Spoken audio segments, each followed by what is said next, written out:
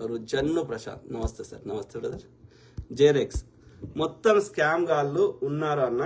క్రిస్టియానిటీలో corporate churches ఏమో వాళ్ళ money కాపాడుకోవడం కోసం ఈ అభినయ్, వికేఆర్ వేరే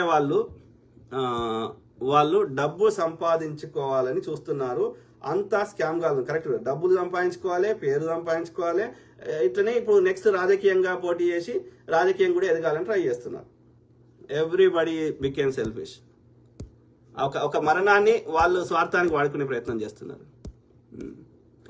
ఎవరు? నాగరాజు కటారు.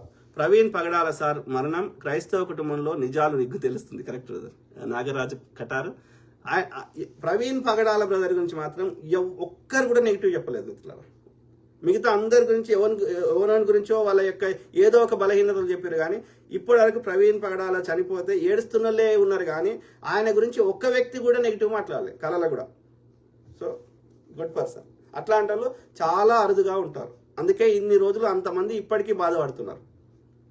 ఆ పాపం ఊరికే పోదు. ఆయన చంపిన వాళ్ళకి కానీ ఆ చంపడానికి సహకరించిన వాళ్ళకి కానీ తప్పకుండా దేవుడు శిక్ష వేస్తాడు, లేదా ప్రకృతి శిక్ష వేస్తుంది. ప్రవీణ్ పగడాల సార్ సేవలు పట్టణాల్లో చేయలేదు. ఆయన సువార్త ప్రకటన భయంకరమైన అనాగరిక ప్రాంతంలో ప్రారంభమైంది. వారు ఎన్నడూ అడుక్కోలేదు. ఇవన్నీ నిజాలు. యెహోవా ఈరే. Correct brother. ముఖ్యంగా మధ్యప్రదేశ్ అడవుల్లో అక్కడ పోవడానికే భయపడే ప్రాంతాల్లో ఒక వ్యభిచారాన్ని వాళ్ళ యొక్క వెరీ నార్మల్గా వాళ్ళ పుట్టిన ఆడబిడ్డని ఒక ఏజ్ దాటగానే వ్యభిచార వృత్తిలో దింపేటువంటి కల్చర్ ఉన్న ఆ మధ్యప్రదేశ్ అటవీ ప్రాంతాల్లో ఆయన అత్యధిక సేవలు చేశాడని దగ్గరున్న సన్నిహితులు చెప్తున్నారు. ఇంకా ఆయన మీద పుస్తకం రాస్తే అనేక వాస్తవాలు బయటకు వస్తాయి. ఆయన ఎంత కాంట్రిబ్యూట్ చేశాడనేది. ఆయన ఎప్పుడు పబ్లిక్లో వచ్చి అన్ని విషయాలు చెప్పుకోలేదు ఆయన. మేడా శ్రీను, అన్న నీకు నిజము తెలియదు, ప్లీజ్ వదిలే. ఎందుకు వదిలేస్తారు బ్రదర్? ఎందుకు వదిలేస్తారు? వాస్తవాలు చెప్తూనే ఉంటాం. ఎంత నిజం తెలిస్తే అంత చెప్తాం, తెలియకపోతే ఇంకా తెలుసుకొని చెప్తాం. ఇప్పుడు నేను చెప్పడం వల్లే కదా ఇంతమంది రియాక్ట్ అవుతున్న నిజాలు బయటకు వస్తున్నాయి. నేను నోరు మోసుకుంటే విషయం చచ్చిపోయేది. ఇప్పుడు ఈ జాన్ వెస్లీ బయటకు వచ్చేటోడు కాదు, ఇంకోరు బయటకు వచ్చేటోళ్ళు కాదు. ఇలా మొన్న ఆ యొక్క కృష్ణ ఫర్ క్రైస్ట్ అనే ఆ పాస్టర్, ఖమ్మం చెందిన పాస్టర్, ఆయన కూడా ఫేమస్ అంట. ఆయన కూడా ఏదో కంపెనీలో పనిచేస్తాడు, ఒక 5 లక్షలు ఎంత జీతం వస్తుంది, ఈజ్ వెరీ గుడ్ పర్సన్ అని చెప్పారు.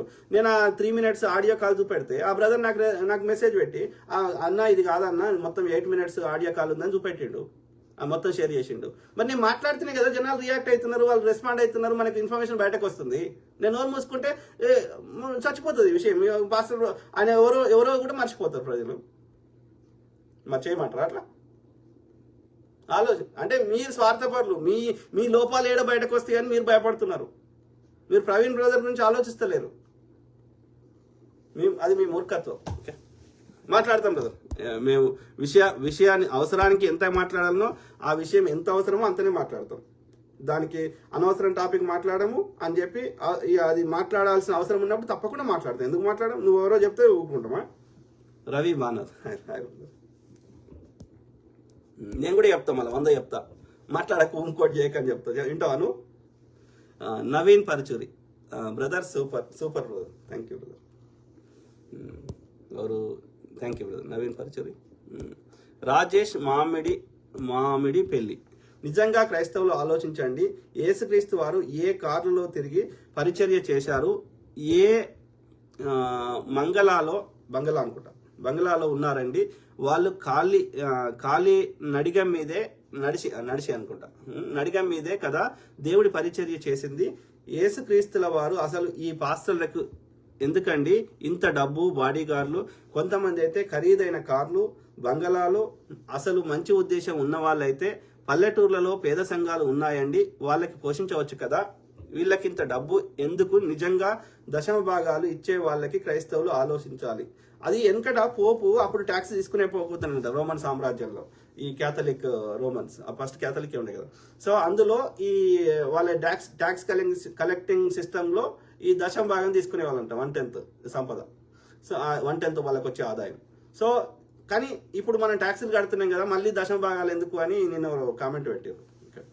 సో ఏది ఏమైనా ఒకవేళ తీసుకున్నా కానీ దాన్ని ప్రాపర్గా యూజ్ చేయాలి. దానికి ఆడిట్ ఉండాలి. ఆ డబ్బులు ఎక్కడ ఖర్చు పెడుతున్నారు దానికి లెక్క ఉండాలి. ఇచ్చిన డబ్బులని మీ సొంతానికి వాడుకుంటా అంటే కరెక్ట్ కాదు. పేదోడి సొమ్ము మీ స్వార్థానికి వాడుకుంటా అంటే కరెక్ట్ కాదు. ఆ క్రిస్టియన్ కమ్యూనిటీకి వాడండి. నిజం దానికి లెక్క చెప్పండి. ఒక 20% మీ ఖర్చులకు తీసుకోండి, మిగిలిన 70 to 80% లెక్క చెప్పండి. ఎక్కడ ఖర్చు పెట్టారు, దేనికి ఖర్చు పెట్టారు చెప్తారా? నాకు తెలిసి 5 to 10% ఖర్చు పెడితే ఎక్కువ, మిగిలిన 80 to 90% దోసుకున్నాడు. ఆ 5-10% చేసి మేము వాళ్ళకి తిండి పెట్టినాం, వీళ్ళకి తిండి పెట్టినాం, వీళ్ళకి చదివిపిస్తున్నాం అని చెప్తారు. కానీ ఎంత వచ్చినాయి, ఎంత ఖర్చు పెట్టారు అని చెప్తారా? చెప్పరు. దొంగలు. ఇలా పైసలు రాకపోతే ఎవడు చేయడు. నేను ఒక్క క్రిస్టియానిటీ చెప్తలే, ఈవెన్ ఈ సద్గురు అయినా చిన్నజీఆర్ సర్వసంగ పరిత్యాగి అంటాడు. అన్ని లక్షల కోట్లు ఎందుకు, వేల కోట్లు ఎందుకుంటే? అందరు దొంగలు, అందరు బాబాలు, అందరు ఎవరో చాలా తక్కువ మంది నిజాయితీ పరులు ఉన్నారు. మిగతా అందరు దొంగలే తయారైన. అధికారం వస్తుంది, డబ్బులు వస్తాయి, ఓట్లు వేయించగలుగుతారు, నల్లధనం తెల్లధనం చేయించగలుగుతారు. సో అంతా ఇది ఒక కుట్ర.